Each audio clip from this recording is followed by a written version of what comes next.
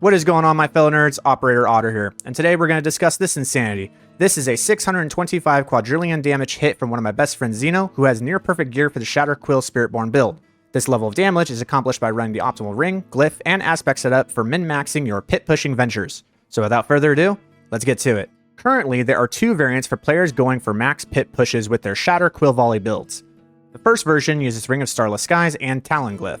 This is a great budget option, and you will absolutely be able to clear 150 with this setup without much issue, but it has some drawbacks in terms of the potential damage it can output due to its lack of interaction into a triple dipping mechanic with the primary Jaguar haul. Then there's this monster version, using a second legendary ring in place of Ring of Starless Skies and the ritual glyph instead of Talon. This is the version all the top elitists are running to achieve their 2.5 minute 150 clears. The main difference is that the Planes of Power aspect and the Ritual Glyph are both giving flat damage multipliers that interact with a triple dip mechanic that the primary Jaguar haul is doing.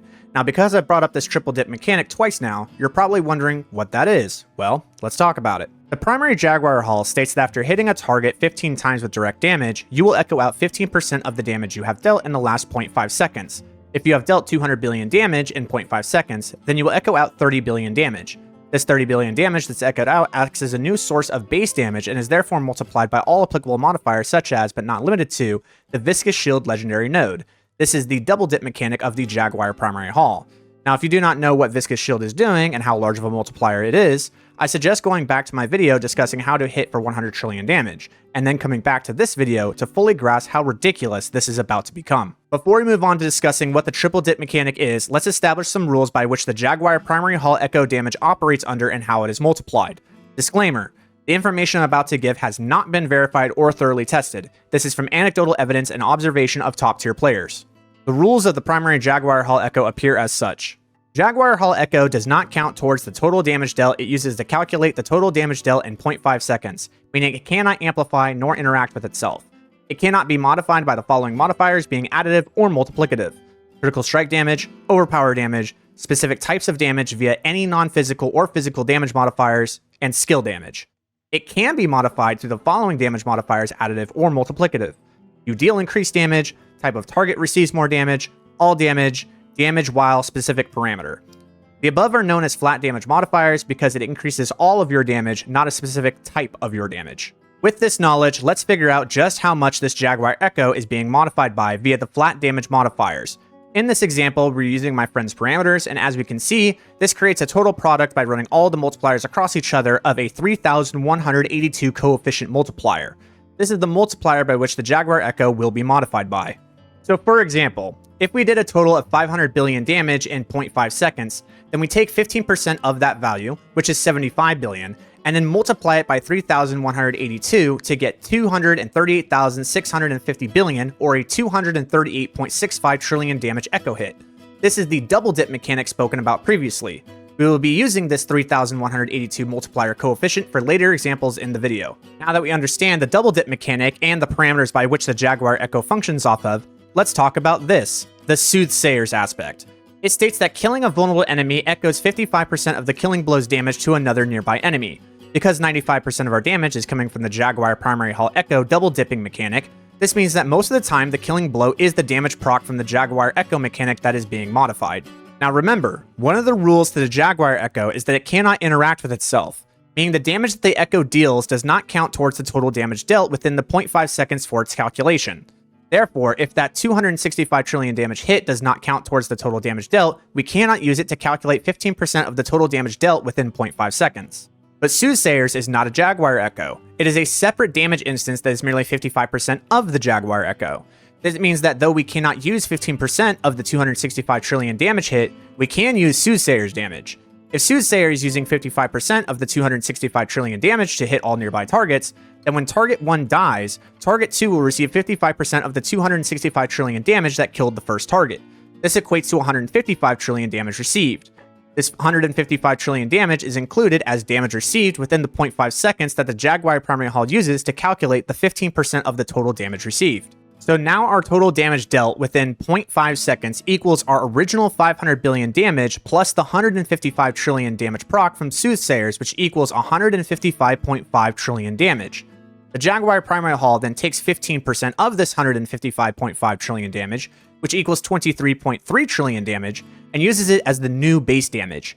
This base damage then gets multiplied again by our 3,182 coefficient to equal 74,140 trillion damage, or 74.14 quadrillion damage.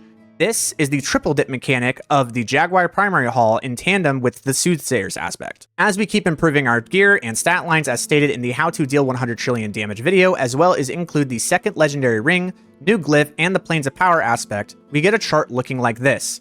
I'm not going to go into detail about this chart, but for the mathy boys out there, feel free to pause the video and go over it if you wish. What I want to focus on is this part, being the quintillion damage hit. What this illustrates is mathematical support to the practicality of some players getting confirmed hits at the quintillion damage mark, and this is how it's done.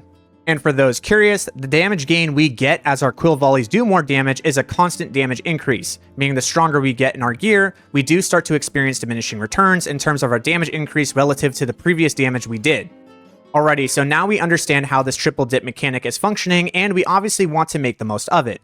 So now we are going to backpedal to the discussion about the ring, glyph, and aspect choices. The gloves in the first ring in both versions are nearly the same, so their contributions equal out, and therefore we can relabel their multiplicative contribution to a coefficient of 1 and remove them from the equation of damage gain. From here, the difference is the second ring and glyph. Let's start by discussing the Ring of Starless Skies and Talon glyph. Here we can see a list of multipliers and the respective coefficient multipliers. Because Ring of Starless Skies does not give a bonus to maximum HP, we can call the amount of life we have as our base life and relabel as a coefficient of 1. Life does triple dip for the Jaguar Echo as Viscous Shield is a flat damage multiplier, so 1 to the third power is only 1.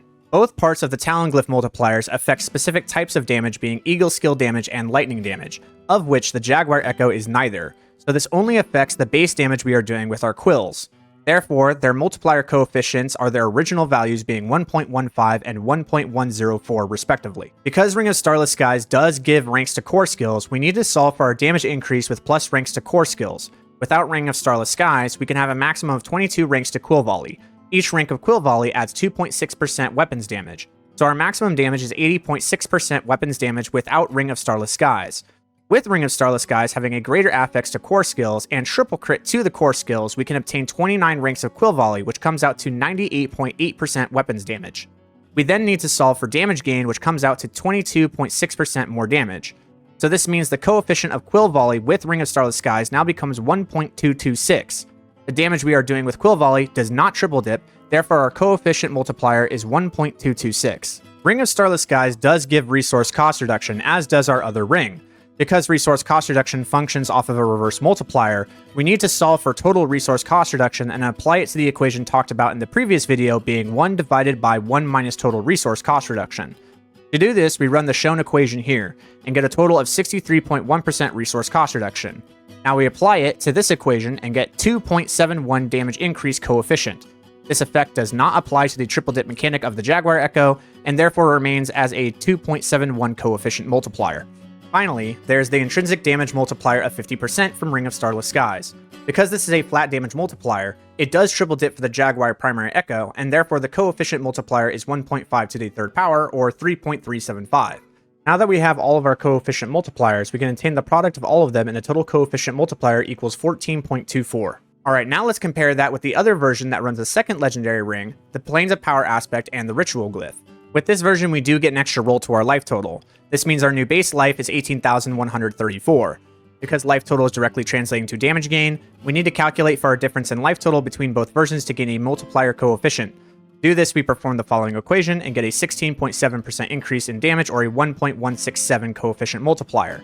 Because life does triple dip with the Jaguar primary hull echo, we take 1.167 and put it to the third power and get a 1.589 coefficient multiplier. The Ritual glyph states you deal 10% multiplicative more damage. This is a flat damage multiplier which does interact with the Jaguar primary hull echo, and therefore can be put to the third power, which gives us a 1.331 coefficient multiplier.